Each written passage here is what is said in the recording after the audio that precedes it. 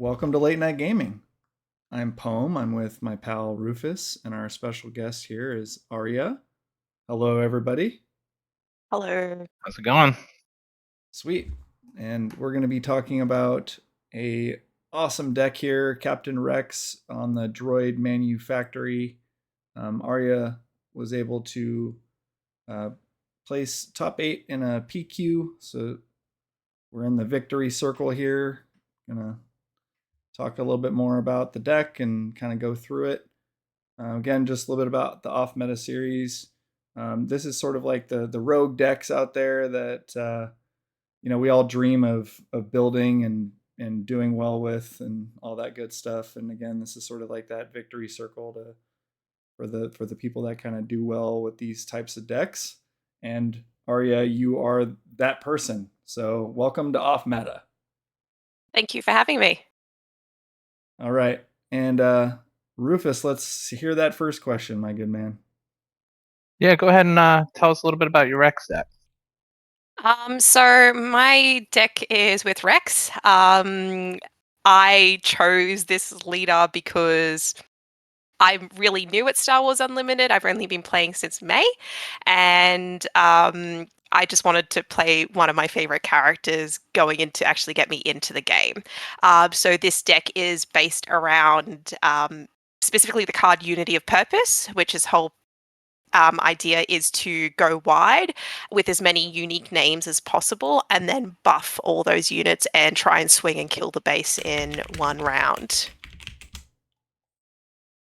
Okay, since I wasn't Combo expecting us to talk It is about a this combo quite deck. yet, but Um, yeah, tell us more about this Unity of Purpose card. so it's a double green card, so that's why I run Droid Manufactory.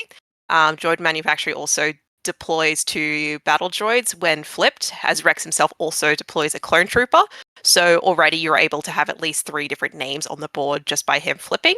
And Unity of Purpose will give a +1/+1 for that round to all units for every unique name. So it's not a unique card, it just needs to be different names. So if you have 2 battle droids, that will only count as 1. But Rex, his clone trooper, and the 2 battle droids will count as +3, and so on and so forth for as many units that you have. Alrighty, that's awesome. It's a very fun card to play. Uh, Um, when I was playing it in the PQ, I can say that anytime I managed to get the combo off and then someone would lose immediately in that round because I was able to just swing for 40 damage in one turn. Everyone around us was having a great time and just no one could really get upset with it because it was just a funny card to play. But I think I just had a really fun time as well playing with it and one of my favorite Star Wars characters. so just a real What like a was follow up question on the Unity of Purpose card. Do you hard mulligan for this card? Like even if you have a turn one play, like do you just ditch your hand and go to see if you So can find one? there's 3 different mulligans that you would typically take with this deck.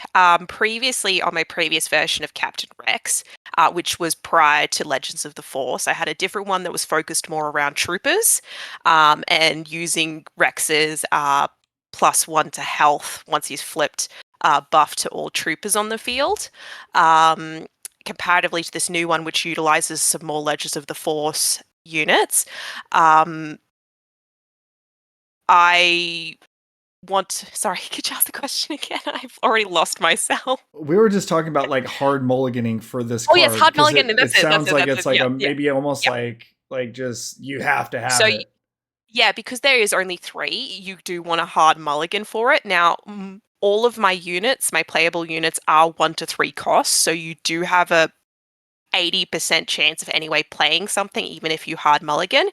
I did at least once. I can recall in one of my games, mulliganed, did not have anything my first hand, mulliganed, and then I drew a unity, but it was all 3 costs, so I didn't have a turn 1 turn, which is very unlikely for my deck, considering at least 50%, I think maybe like 60 or even 65% of my cards are 1 or 2 costs units. So that's very uncommon that would happen. So you want to mulligan for a unity.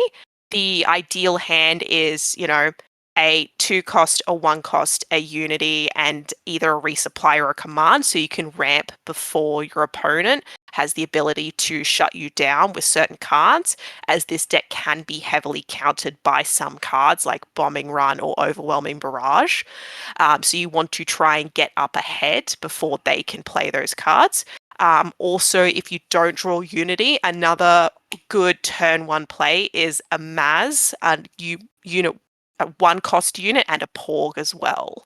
I know that is getting rid of 3 cards, but it allows you to buff Maz up to 3, and then it allows you on the next turn, if you have another 1-cost or playing a 2-cost, because the 1-cost you can play and then activate Rex's ability as well to summon another Clone Trooper for 2.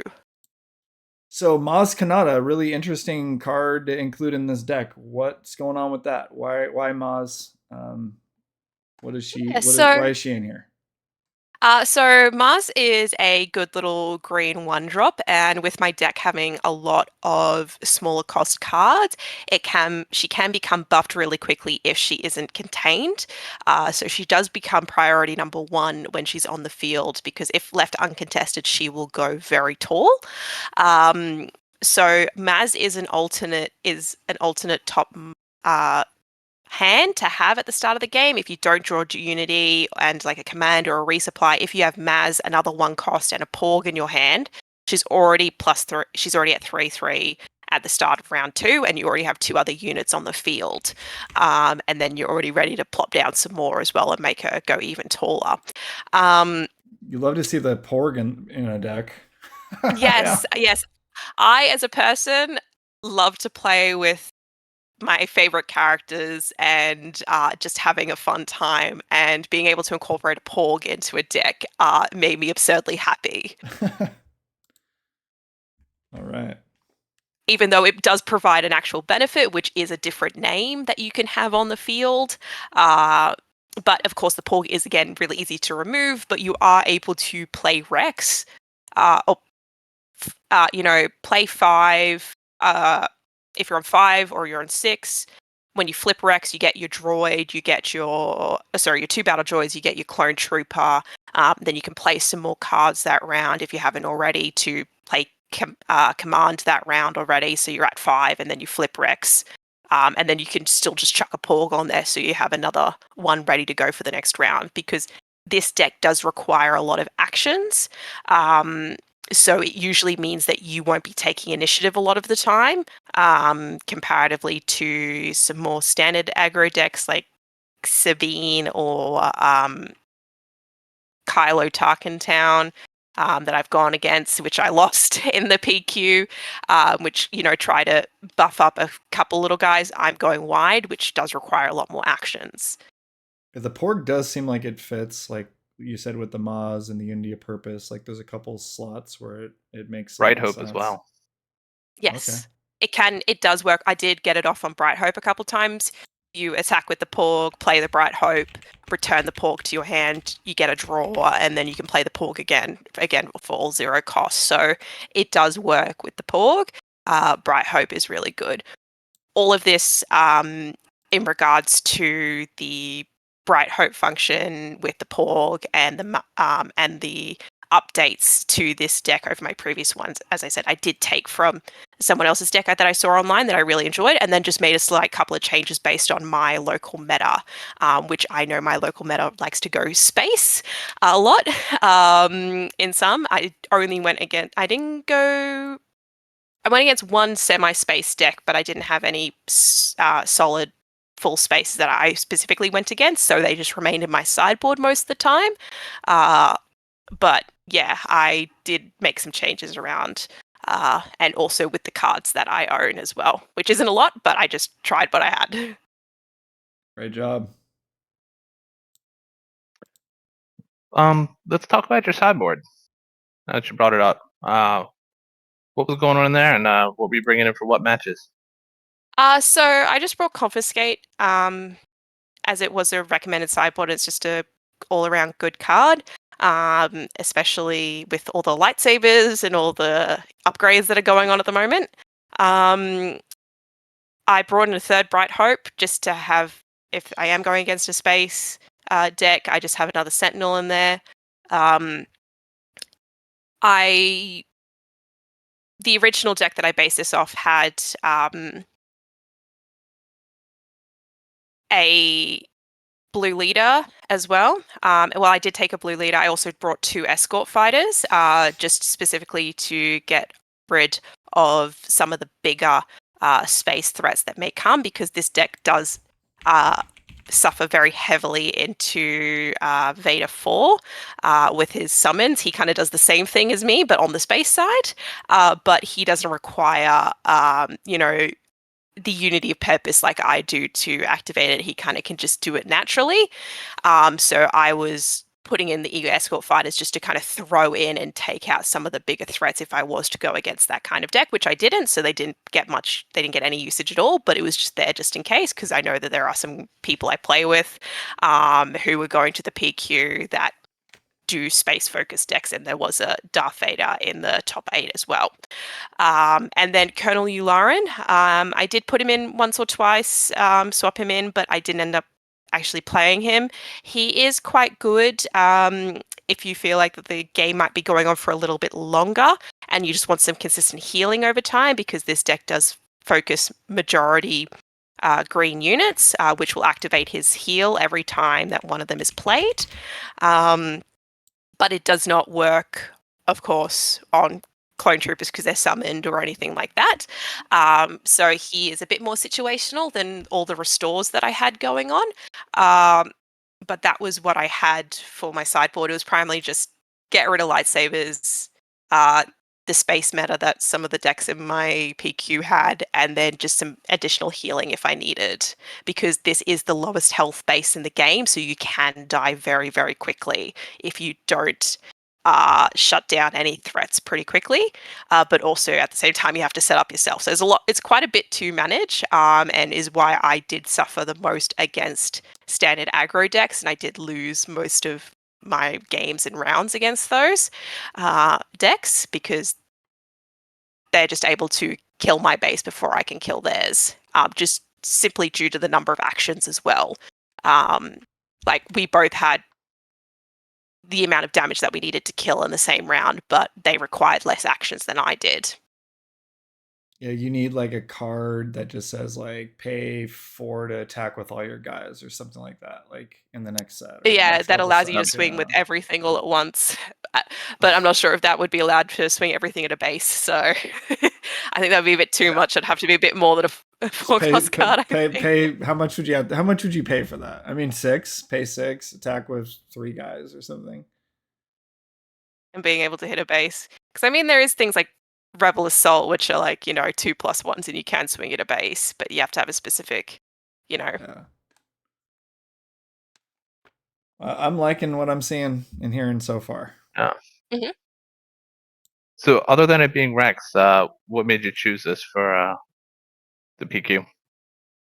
So I got into Star Wars Unlimited back in May. I've been a Star Wars fan for a number of years now, and I think the best way to get into something is through the characters you enjoy. So Rex was the first deck coming in that I was like, I want to make a deck surrounding Rex. And then I spoke with a bunch of people in my LGS, and they were like suggesting me a couple of different ones. And then someone was like, and then the general consensus was to playing with Droid Manufactory and then Unity of Purpose as well. There were some other ones, like someone suggested a Gore deck, summoning a bunch of clone troopers and then exploiting to get a Gore on the field.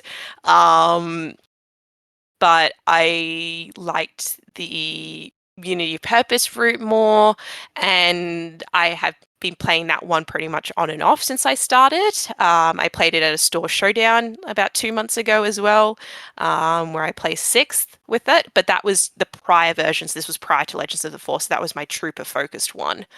So I still did quite well, of course, at a less competitive event, but I still have been playing it on and off for a while.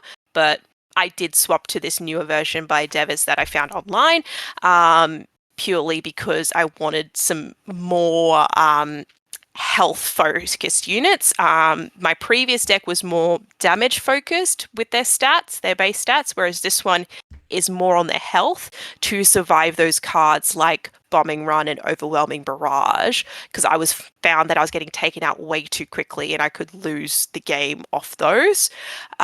So I have swapped to a more defensive stat-oriented cards, which is like Obi-Wan, Oppo Rancisis, which is a funny card to say that I was using. I love using the weird cards. It brings me an insane sense of joy that I get to make something functional out of these dysfunctional cards that no one else would really touch with the 10-foot pole. So it's a combination of being able to play my favorite characters, play cards that make me laugh and smile, and that also make others laugh and smile, because everyone at the PQ was great. Everyone at my local game store has been great in teaching me how to play over the past couple of months, and I'm still learning as I go. I do not know everything. I barely know what the meta is. I was just playing the cards and the deck that I wanted to play. So going into the PQ, no matter how I did, I know I would have had an enjoyable time because I was playing a deck and a characters that I loved and I found fun and funny to play. Sweet. Love that. So walk us through your PQ. What'd you face? So in round 1, I went against a Obi-Wan from Legends of the Force, a red base, if I recall. I am trying to recall off the top of my head because not all of these matches my opponents had deck lists, so I am just going off my pure memory, which isn't the best, so I apologize if I get one of these wrong. I won 2 of the 3 games. I won the first one, lost the second one, and then won the third one.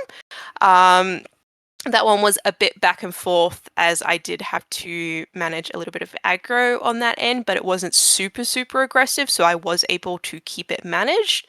I do recall in one game I did have a bit of a later Unity of Purpose than usual. I think I did it on like 8 resources, just to try and manage with some of the threats that he was putting out before I felt comfortable playing the card and swinging. Round 2 was against a Palpatine deck from set 1. I cannot recall the base color, but I believe it was either green or blue, or maybe yellow. It definitely wasn't red. That's all I know. I won that one 2-0. This deck does do quite well against control decks that want to resource like I do. Well, I only want to resource once to just get ahead one time. They want to resource a couple of times to swing up to their big cards. Of course, you need to be aware of a potential overwhelming barrage, but I do not recall that he had any in his deck, so I didn't find out until later I wasn't at threat of that. But this one is able to do quite well in a control setting. Because you do try and match for those early rounds the resourcing and the ramping as well with the commands and resupplies I have in my deck to try and match. Now, round 3, I went against an eventual top 4er, and he played Kit Fisto, which was the other rogue off-meta deck of the PQ. I was, of course, determined to have the most off-meta out of all of the 40 participants. He was determined this to be the second. So that was with a green force base. I lost the first round, won the second, and then lost the third. I just wasn't able to keep up with the pressure that he was able to put out, especially with the 2 damage pings that he was able to do.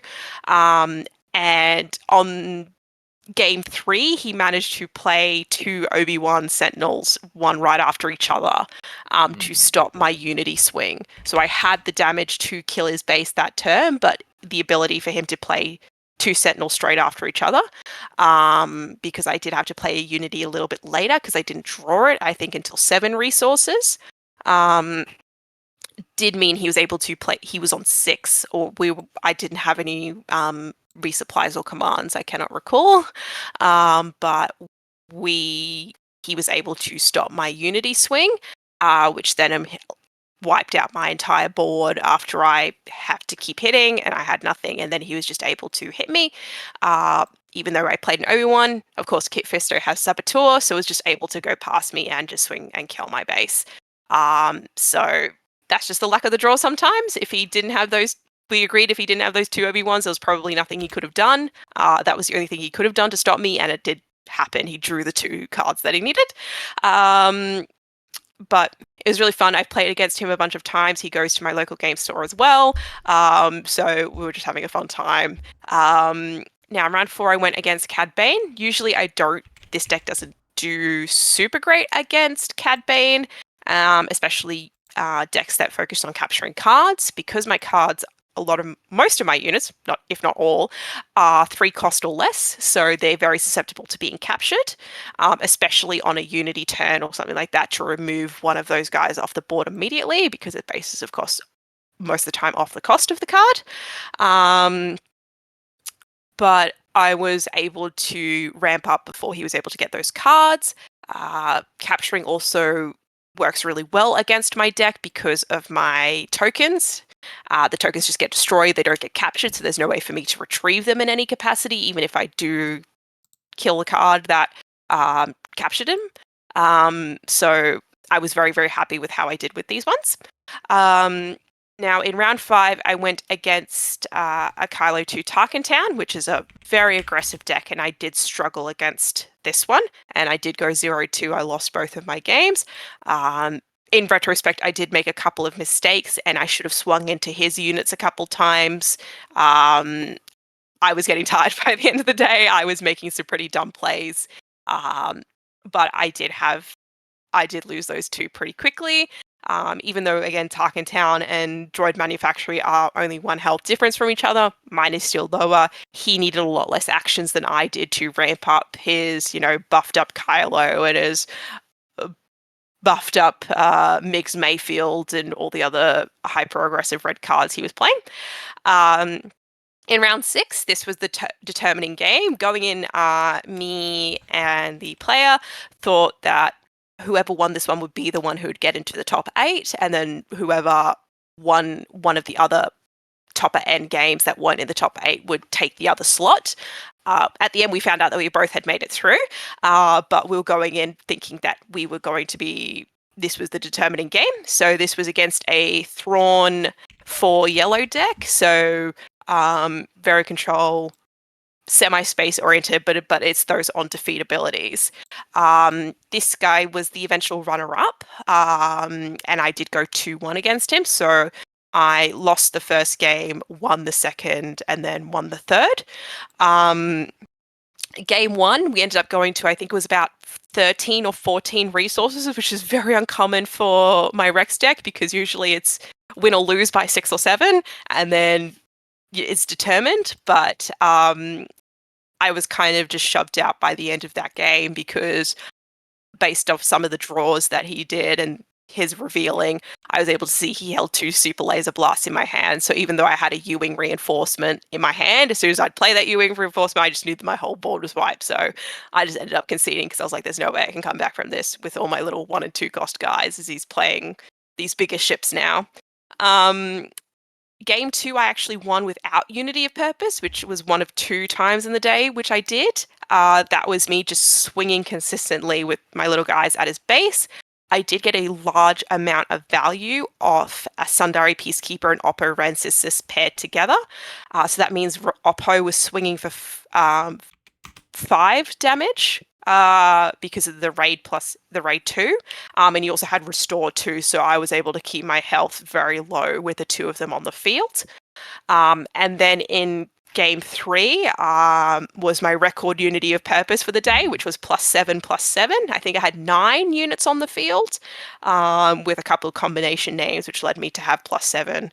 And I think it was at least, with that, I was swinging for nearly 60 damage if I was able to hit everything on the base in that turn. So that led me through the top 8, which was very surprising for me. I was very considering I was probably the newest player there out of the whole day. But everyone was super nice and cheering me on. And then in the quarterfinals, I went against the eventual winner of the PQ, which was a Quinlan Tarkentown deck. So I struggled primarily into red and yellow decks. Red because of the aggro it has, the just inbuilt aggro it has more over me, and the yellow for the disruption. So I did take out game 1. So I won game 1, but lost game 2 and 3. He was able. The thing is with this deck, it is, once you know how it works, it is quite easy to predict and be like, okay, now she's going to play this. She has to play this round, or otherwise I lose, kind of thing. So he was able to sideboard out a few of his cards and bring in a few cards that were able to just completely disrupt my entire hand. Force throws, even though I had some force throws and I could throw out smaller cards, I was just running low on cards. Spark of Rebellions got rid of 2 of my unities at the start of the game, so I only had 1 left. Jam Communications, if I recall, is Jam Communications the one where you can look and discard an event? Oh yeah. Yep, he had those, so just all the cards to discard all my unities and commands until I had nothing. And just with his Quinlan and his other cards, he was just able to swing and kill my base. So I wasn't able to get a foothold in the second and third games. In game 2, I know I did also, like against the Kylo deck I played earlier, I did probably swung at a few incorrect targets. I probably should have traded some cards with some other ones, but that's what happened. So I didn't make it through to the semifinals, but I'm overall really, really happy with how I did. I can say I took a game off the eventual winner of the PQ. I beat the person who came runner-up. So I did have some really fun games throughout the day, and had a really, really enjoyable time overall. Well, there was a lot of buzz. People were, messaging me like, "Hey, you should feature this on your channel." So we're doing that. Yes. Can you tell me, Rex, let's go. Oh yeah. I gotta tell you, I've tried to make this deck work, and so it's fun when it works, man. It's a fun deck. It's really fun when it works, and I found that my opponents, they couldn't be mad at it either. They were laughing along because it's just so absurd sometimes that it just works, that you just can't help but laugh at it. So I didn't have anyone who was, bad about it or having a bad time. Everyone was having a great time. And yeah, it was just I was quite worried, as it was my first competitive event, and I am still quite new at Star Wars, that I only booked my ticket for the PQ the night before because I was arming and ahhing for 2 weeks if I was going to attend or not. And I didn't really I wasn't satisfied with my Rex deck until I found Devis's deck like literally 2 days before the PQ, and scrounged together some cards to make up my own edited version of his, and then play that. Can you tell me about this Oppo guy? Sorry, Yeah. Oppo Rancisis, not wanted legendary card from Legends of the Force, which I own 0 copies of, and I had to borrow from someone on the day of the PQ. So thanks to everyone at my local game store who let me borrow cards for the PQ. Me messaging them the night before saying, "Hey, can you bring in some Oppo Rancisis for me?" Because I know no one is going to be playing Oppo Rancisis at the PQ tomorrow. I'm the only one insane enough to do so. So they were like, "Yeah, I'm not using that card tomorrow." And I was like, yeah, I thought so.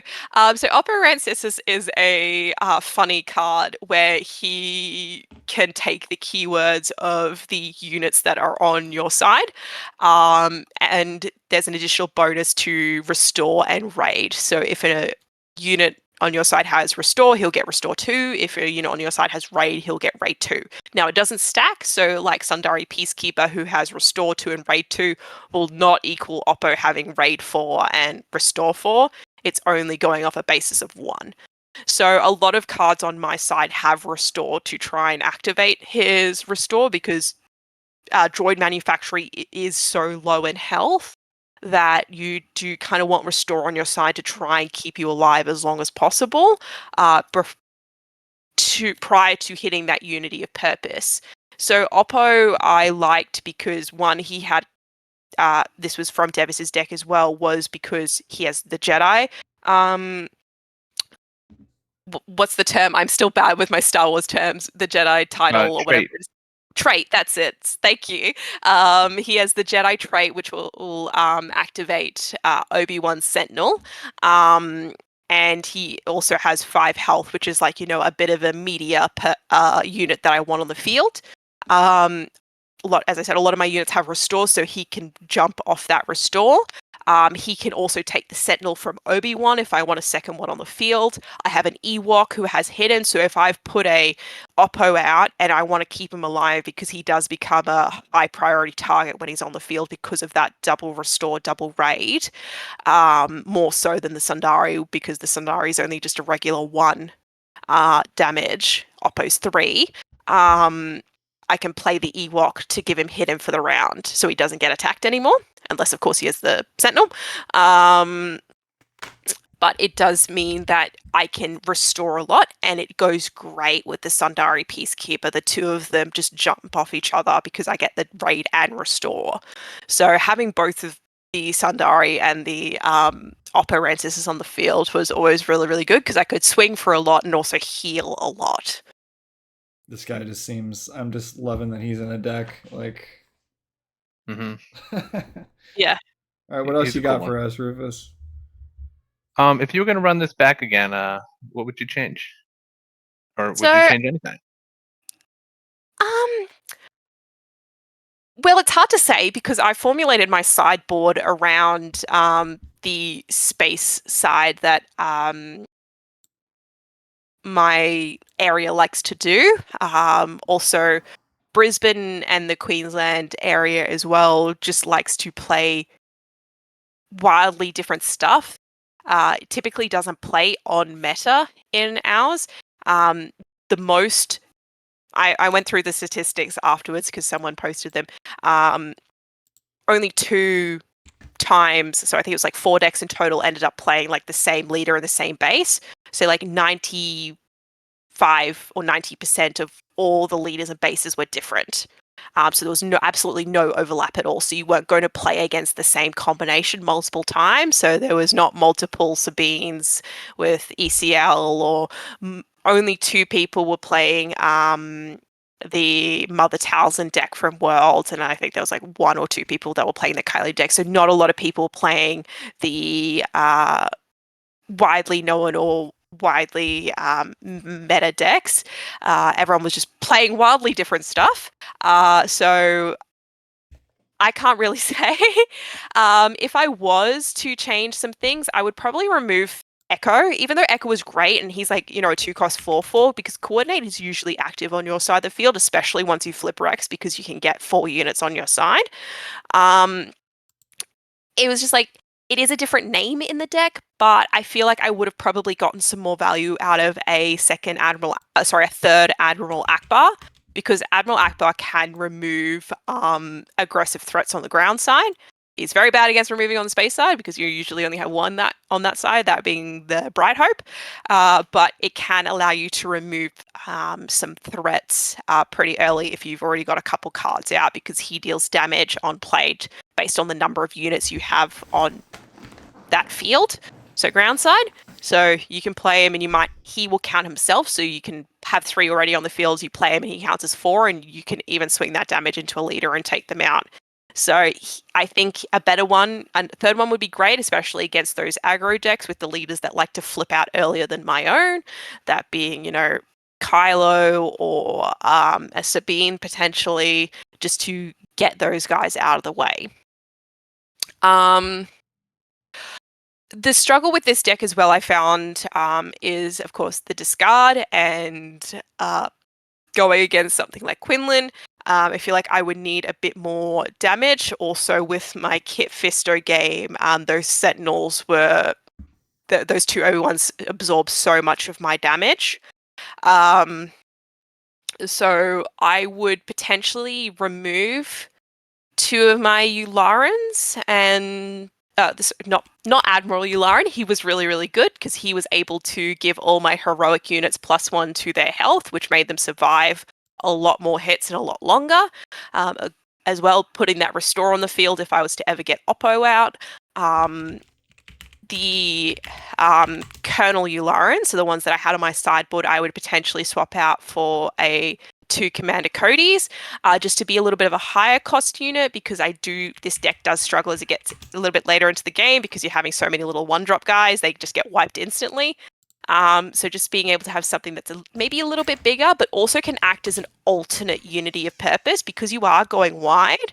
Cody can give that +1/+1 buff to all of your units, and additionally give Overwhelm. So if you are being stopped by a Sentinel, you can swing that extra damage past the Sentinel and potentially kill the base that way if you can't get rid of them. Also, Cody is my favorite Star Wars character, and I like playing my favorite characters, so I would love to put him in a deck for myself. I think that's just a personal thing, though.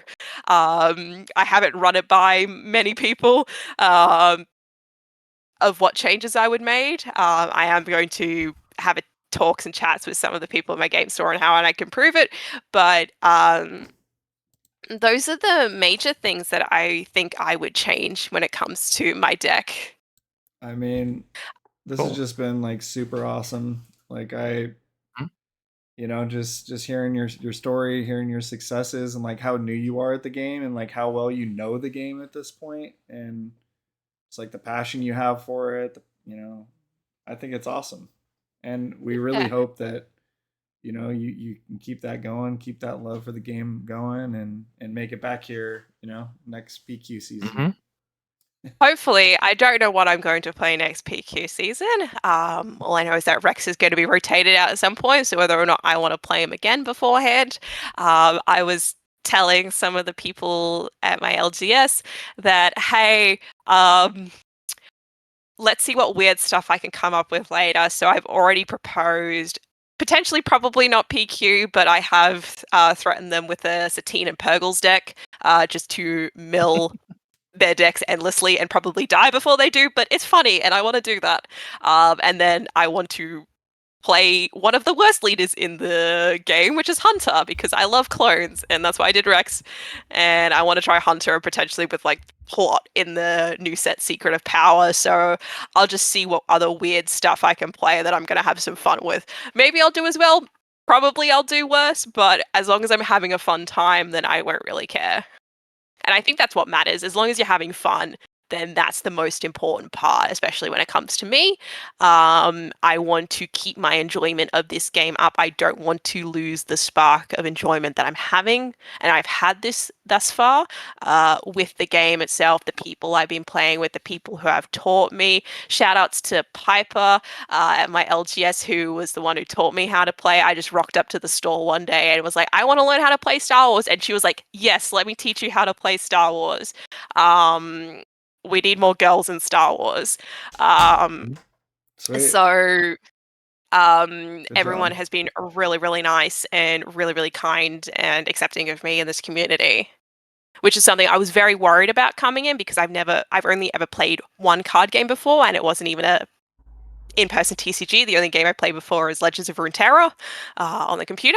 And I was wanting to play a physical card game for a while. And the other ones, I didn't have either an interest in the IP or it was way too intimidating to me. But my love of Star Wars pushed out, so here I am. It's coming through. You could tell you're really, you're having a good time. You like doing the theme stuff, and you got some passion for this whole deal. So sweet. Thank you. Rufus, did you want to say anything to our guest here before we sign off? Great run. Great deck. Thank you. Thanks for having me. Alrighty. Thank you for letting me rant, or let me word vomit about Rex and Unity of Purpose for half an hour, however long it's been. I enjoy talking about my special little blorbos. We were loving it, and again, this is the kind of thing that makes me like want to try to build some funky stuff and take top 8 of PQ. Be a guest on my own show. Yes. Be the change you want to be. Alrighty. If you made it this far, you are my hero. See ya.